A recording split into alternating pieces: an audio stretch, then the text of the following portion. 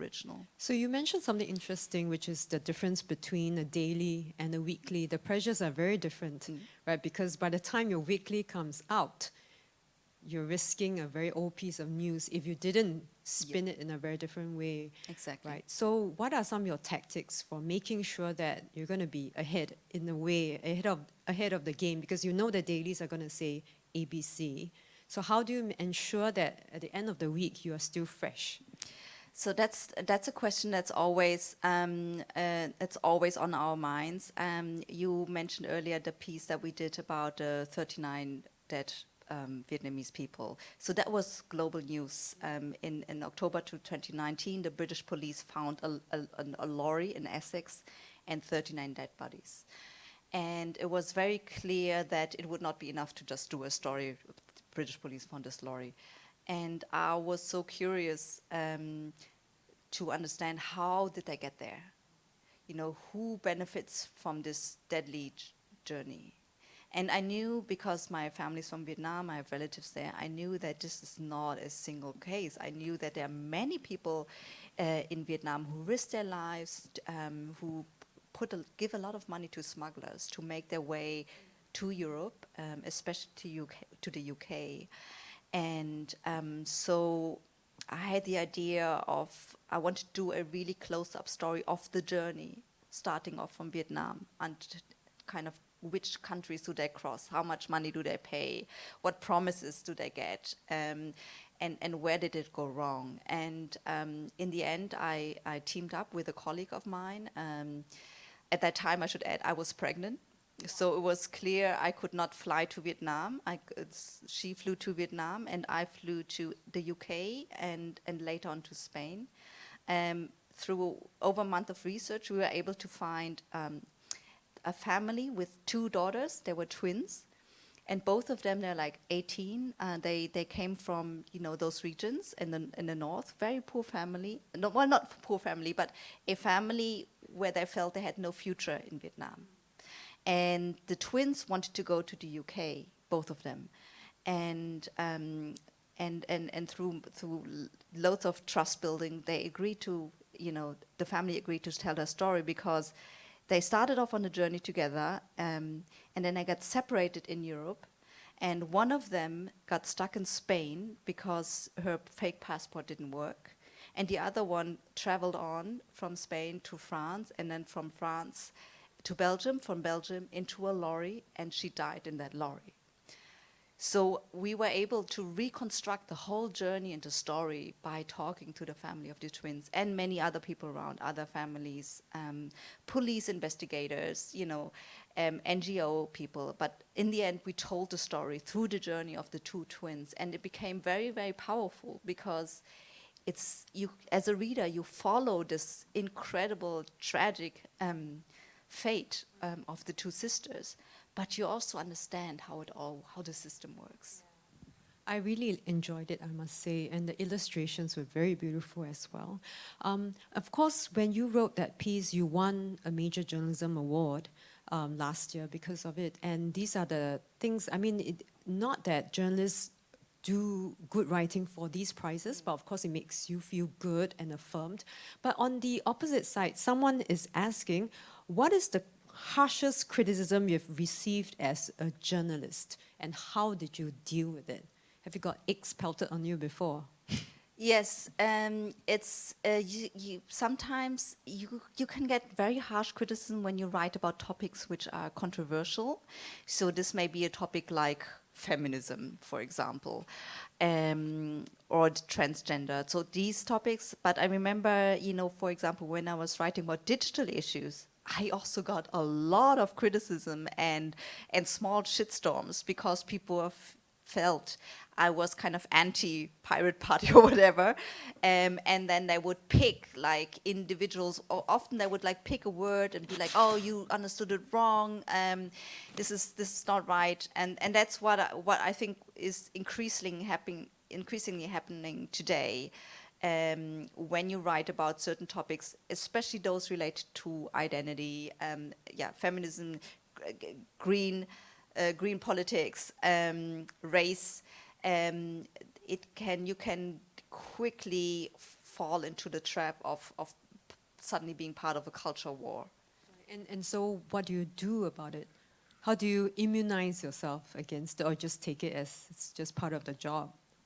So recently, I was at Frankfurt Book Fair recently, and there was another culture war discussion going on because there were a couple of publishers, small publishers with right-wing books, who had a stall there, and right in the main hall of the Frankfurt Book Fair, which is the biggest book fair in the world. And a black author was supposed to present her book in the same hall on the main stage. And she's somebody who's also very provocative online, and she's received death threats before. And so she decided not to come. And there was a big discussion, and also she called for boycott, so other writers followed. They boycotted it, and they called the Frankfurt Book Fair a Nazi positive. And the book fair, people were saying, no, we're just defending free speech. So there was a huge, heated debate, and I was thinking about writing something about it, and I was quite worried. I was like, if I get into this, maybe I will also become part of the shitstorm. I don't want this. And I'm actually really annoyed that we're wasting so much energy kind of going in circles and circles, always talking about the same things without getting us into a solution. And in the end, I wrote an essay where I tried to pick up on the fact that this is a culture war, but I also try to show that I can understand both sides. So I can definitely, as a writer, I'm of course in favor of free speech. And in normal circumstances, I would not be deterred by the presence of some right-wing publishers. But at the same time, if you have like somebody who gets physical threats from these publishers, I feel that as a writer, I feel solidarity with her, and I would want a book fair to protect their writers and give them a security and safety. So I wrote that piece, and I was really nervous about what would happen when it went online. Oh yeah, and in the end, I said that maybe next year Frankfurt Book Fair should not invite the writing publishers.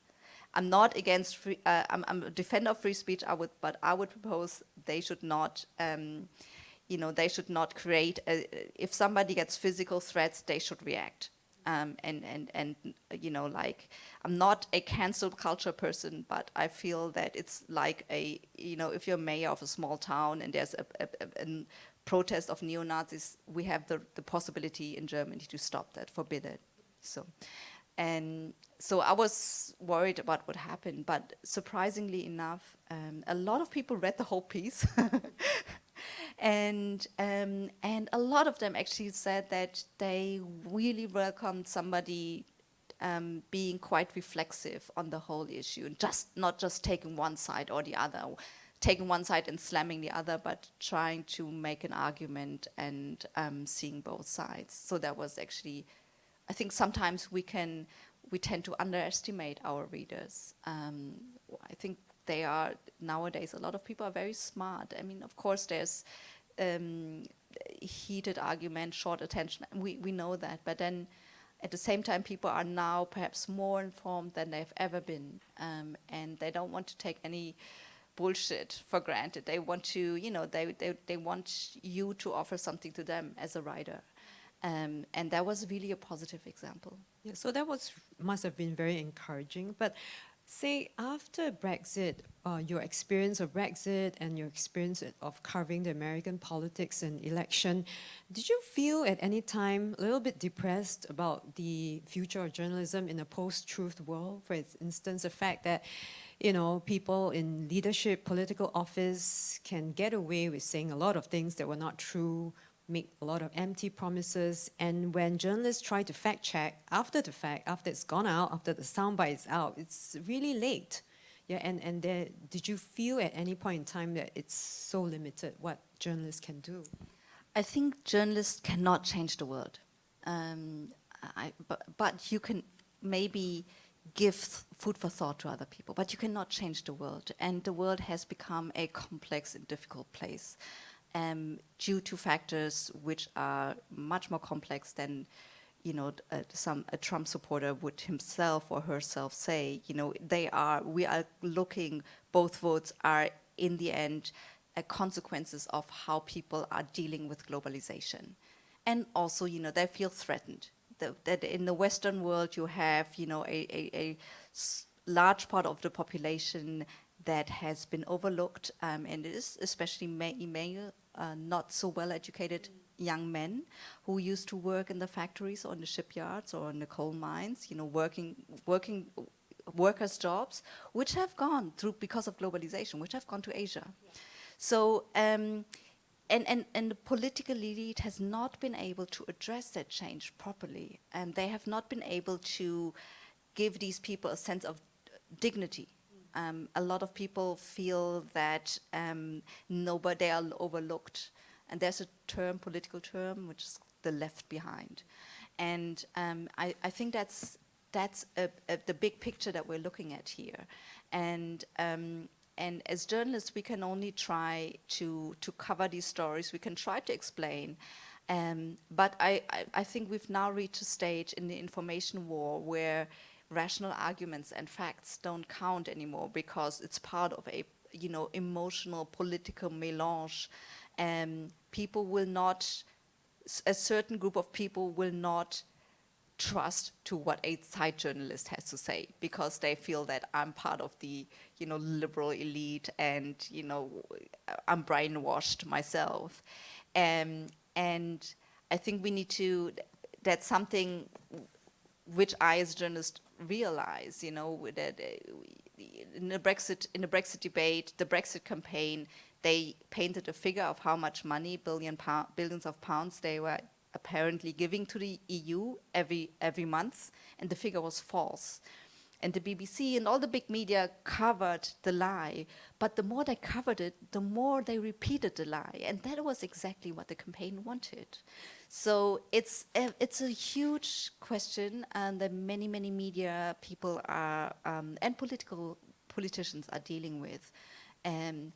But I think the real answer would lay in kind of really improving the conditions and creating more equality in certain societies, where the gap has become very, very wide. So in this case, what can journalists do better in this post-truth world? Well, not make mistakes.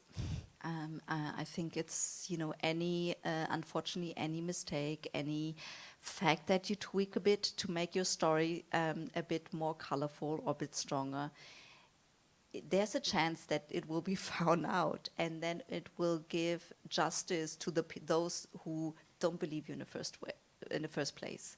And I think it is important to not only write stories that affirm your own point of view, but also to reach out to speak to those who think differently, who are part of a different milieu, and to be fair to everyone. And so I think that's really the best we can only try to do as good journalism as we can under the pressures that we have, and not crumble. And in fact, in the wake of the Trump election, the New York Times and many other quality media have seen an increase in subscription.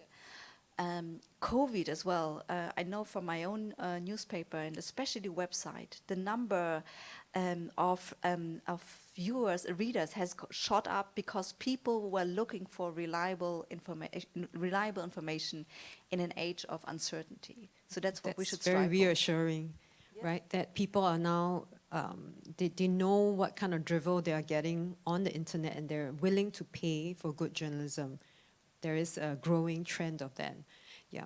So I wanted to ask you then on the issue of being, the identity of being female and also being of a minority in Germany. Are you facing challenges? Did you face challenges when you first started out when it came to doing political stories? When I first started out as a journalist, I certainly faced challenges that other people did not have. For example, my first articles as an intern, I heard several times from other editors that they were questioning whether German was my, how perfect my German actually was or not, and I found that very hurtful, because I speak German like any other German. My Vietnamese is pretty, it's actually shamefully bad. So it was, I felt, like this was my weak spot, and I was trying to be a journalist, and this is what they say. It's really discouraging as a young writer. And then very often I had to move into worlds where, as I was describing to you earlier with the conference with the former chancellor, and indeed the political scene, where somebody like me was very exotic. There were not that many young women in the first place, and then certainly not young women of color. Luckily, this has changed now.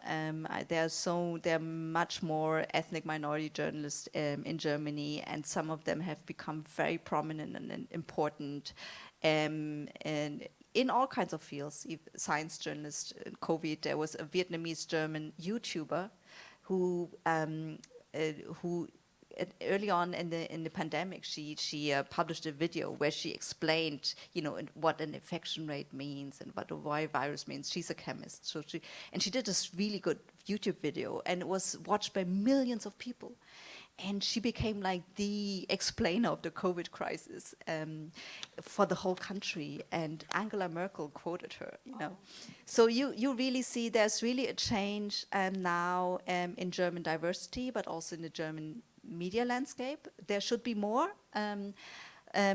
But I feel that we are moving in the right directions, and the topics that I have sometimes raised, topics of identity, have also become much more prominent in articles, documentaries, and books. So you said